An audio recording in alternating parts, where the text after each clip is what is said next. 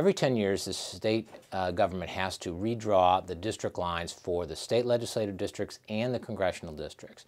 The U.S. Supreme Court requires that every state do this following a census in order that the districts may have equal or nearly equal population within a given legislative chamber.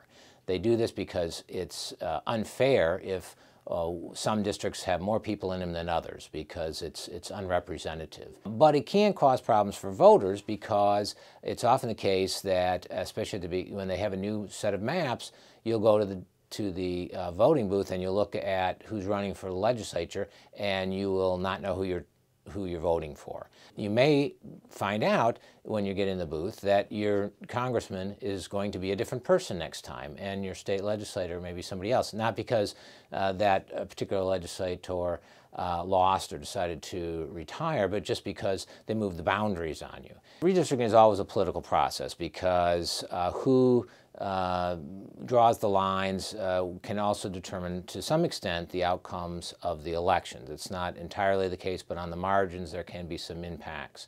So where those lines are drawn will be different depending on which party is controlling the districts. How do you find out what districts you're in and who are your candidates? The way you do that is to go to the Illinois Board of Elections website. They have a very nice search engine. You put in your address. It'll tell you what districts, what congressional district you live in, what state house and state senate districts you live in, and then you can find out who's running in those districts. And you'll be able to cast a more informed vote.